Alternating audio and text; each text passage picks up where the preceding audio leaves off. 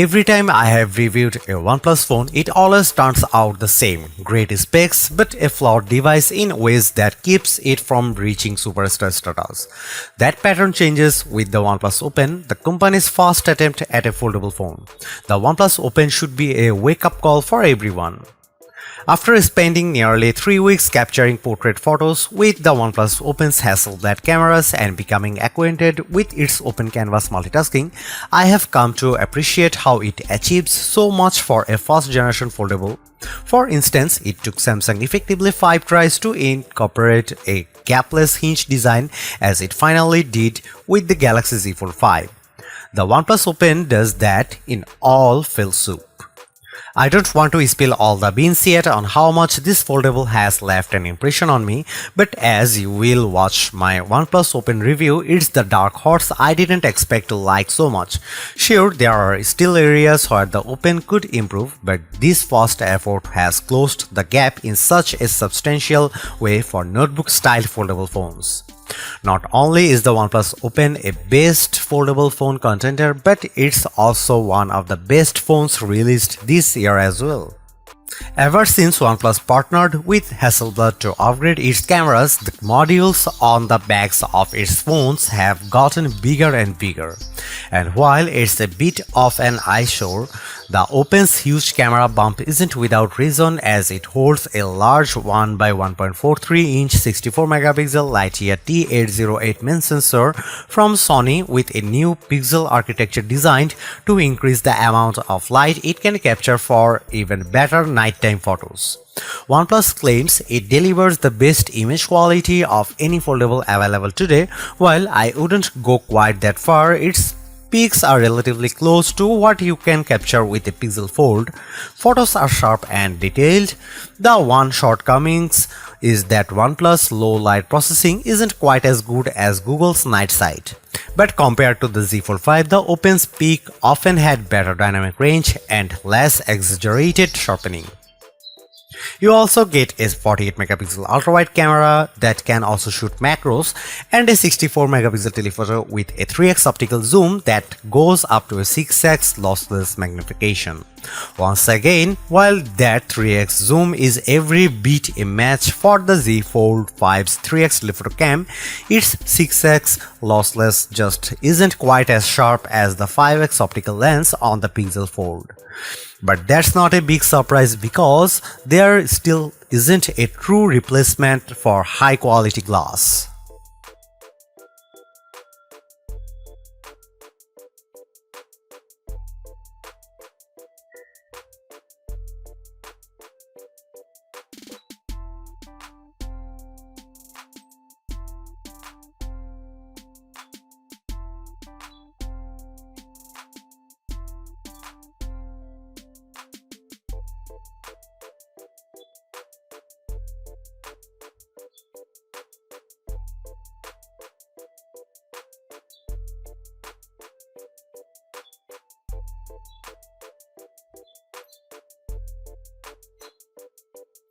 I could care less about the look and feel of Oxygen OS, the software skin for OnePlus phones that runs on top of Android.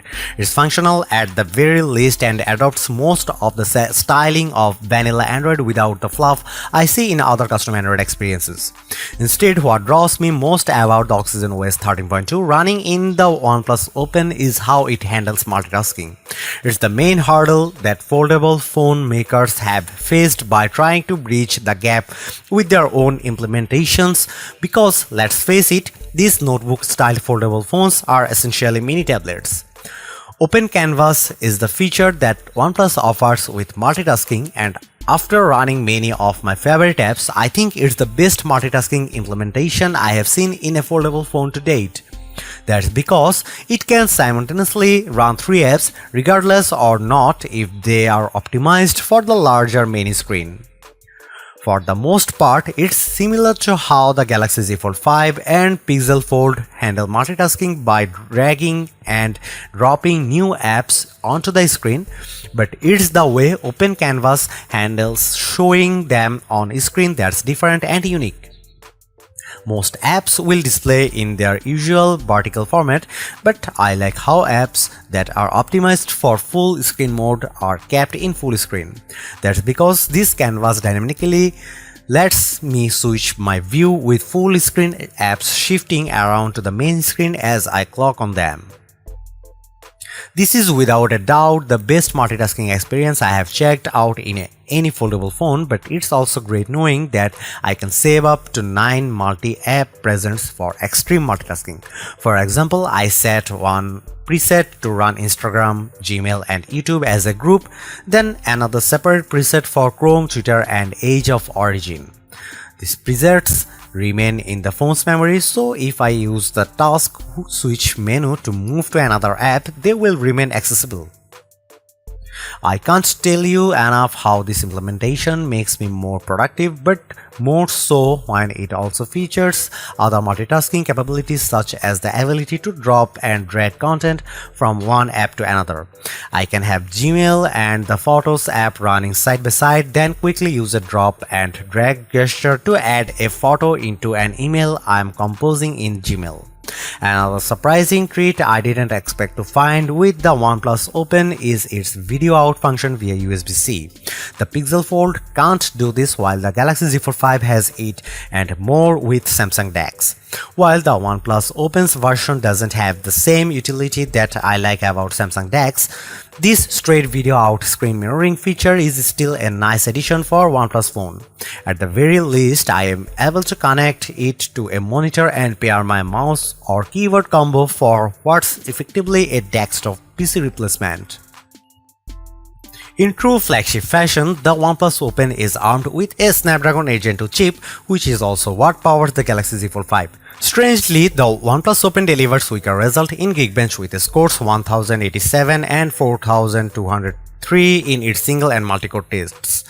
However, the Open puts up better results with its graphics processing performance running 3D Mark Wildlife Original Unlimited. In fact, it powers through its main rivals with a score of 14,157 and the smoothest frame rate of 84.8 FPS. In contrast, the Pixel Fold and Galaxy Z Fold 5 come up short with respective frame rates of 40.4 and 81.3 FPS running the same test. Rendering video in Adobe Premiere Rush took the OnePlus Open longer to do with a time of 68 seconds versus the faster recorded times of 60 and 41.7 seconds posted by the Pixel Fold and Z Fold 5 respectively.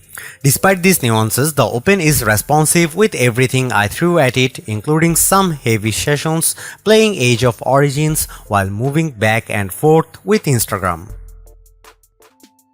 OnePlus does more right than wrong with its fast foldable, which I have to admit it's a satisfying package filled with surprises.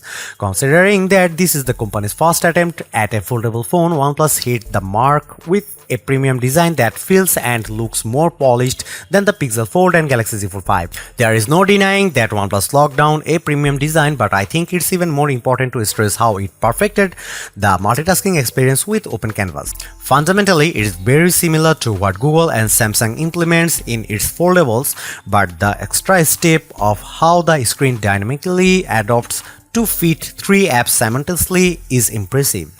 The OnePlus Open is not without its shortcomings like the camera's weak low light performance, but I think the combination of devices' lower price, long battery life, fast recharge time and premium design makes up a lot of ground for it.